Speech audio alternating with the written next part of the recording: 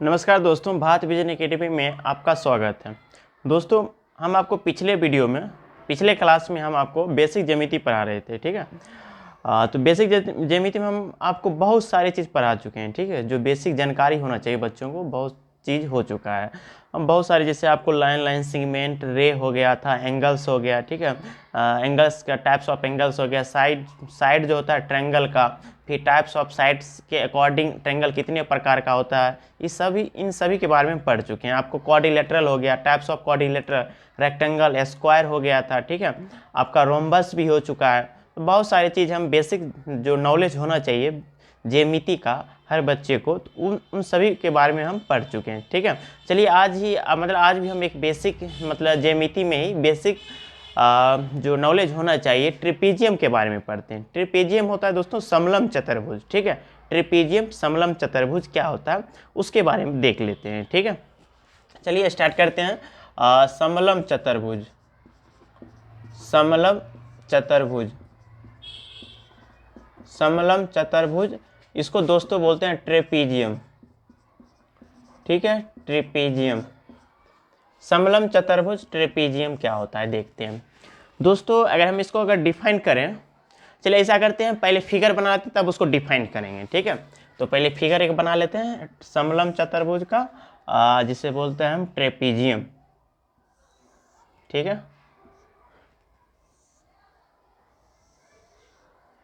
चलिए इसका नाम दे देते हैं ए, बी, सी और डी। दोस्तों ट्रेपीजियम समलम चतुर्भुज के बारे में अगर बात करें तो ऐसा चतुर्भुज जिसके सम्मुख भुजा का एक युग्म, यानी वन जो पेयर होता है, युग्म मतलब पेयर, ठीक है। सम्मुख भुजा का यानी आमने सामने का, ठीक है। वैसा चतुर्भुज जिसके आमने सामने का एक युग्म, एक पेयर क्या हो, समांतर हो या समानांतर हो, एक दोनों सेम चीज होता है। तो ऐसा चतुर्भुज, ऐसा क्वाड्रिलेटरल जिसका सम्मुख भुजा का एक युग्म पैरेलल हो, समांतर हो, तो ऐसे चतुर्भुज को हम समलम चतुर्भुज ट्रेपीजियम बोलते हैं, ठीक है।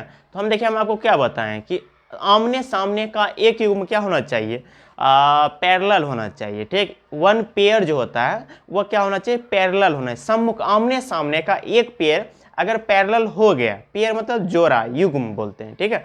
तो ऐसा चतुर्भुज जिसके सम्मुख भुजा का एक युग्म क्या हो, पैरेलल हो, ठीक है। यानी वन पेयर जो होना चाहिए वो पैरेलल होना चाहिए, समांतर होना चाहिए। तो ऐसे चतुर्भुज को हम समलम चतुर्भुज ट्रिपीजियम बोलते हैं, ठीक है। देखिए इसका एक पेयर हम बनाए हैं पैरेलल। दोस्तों ये जो AD है, AD पैरेलल हो जाएगा आपका BC के, ठीक है। एक युग्म पेयर होना चाहिए, ठीक है।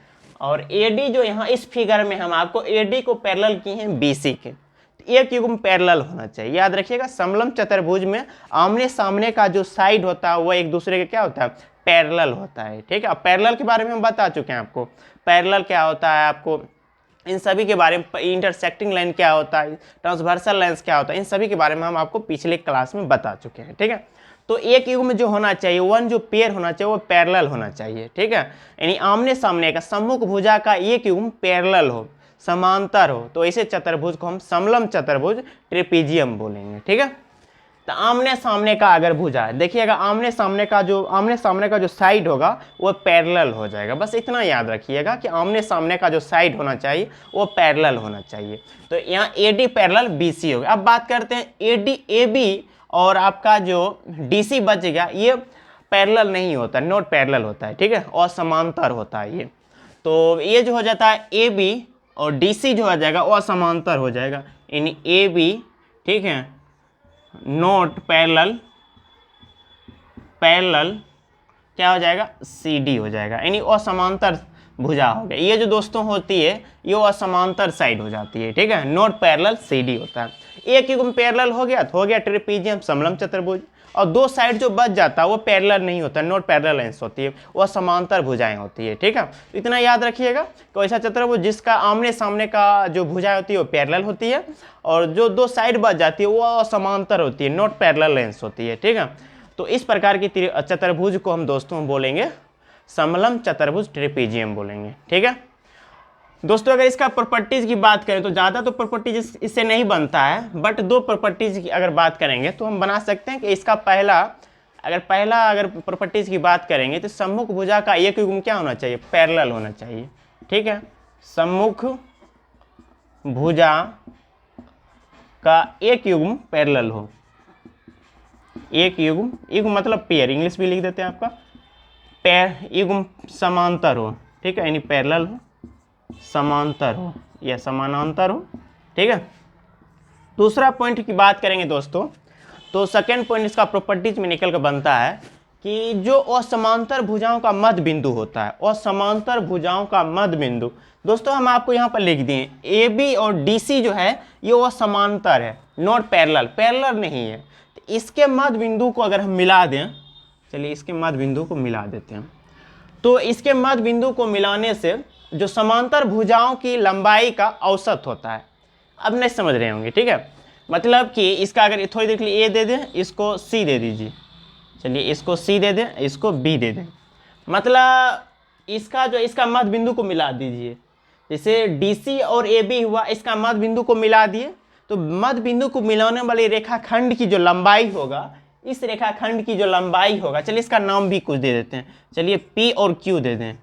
ठीक है, पी क्यू दे दिए। ठीक है, जो पी क्यू की जो लंबाई होगा AD और BC का आधा होगा। इसका मतलब दोस्तों और भी निकाल सकते हैं, मतलब AD को और BC को आप जोड़िएगा और उससे 2 से डिवाइड कीजिएगा, तब जो है मेरा इसके मध्य बिंदु यानी PQ की लंबाई निकलेगा, जो असमांतर रेखाओं का मध्य बिंदु की लंबाई हो जाएगा, मध्य बिंदु की रेखा की लंबाई हो जाएगी। ठीक है, तो दोस्तों ये इसका औसत होता है, यानी AD और BC की लंबाई को ऐड कर लेंगे और 2 से डिवाइड कर देंगे, तो जो असमांतर रेखा मेरा है AB और DC है, इसके मध्य बिंदु की रेखाखंड की लंबाई हो जाएगा।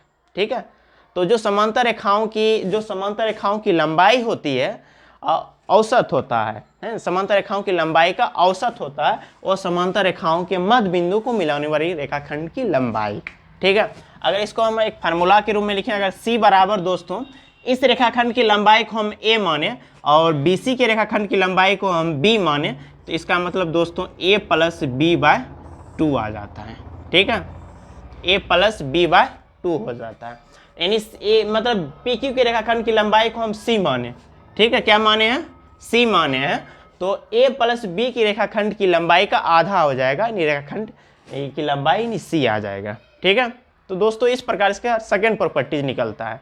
तो मैं उम्मीद करता हूं दोस्तों आज दोनों प्रॉपर्टीज और जो ट्रेपीजियम क्या होता है आपको जानकारी, मतलब बेसिक जानकारी आपको मिल गया होगा। ठीक है दोस्तों, तो हम फिर नेक्स्ट वीडियो में मिलते हैं। दोस्तों अगर आप सभी साथियों और बंधुओं ने हमारे चैनल भारत विजन एकेडमी को सब्सक्राइब नहीं किए हैं तो प्लीज़ सब्सक्राइब, कमेंट और लाइक करना ना भूलें। दोस्तों फिर नेक्स्ट वीडियो में मिलते हैं, तब तक के लिए खुश रहिए, मस्त रहिए।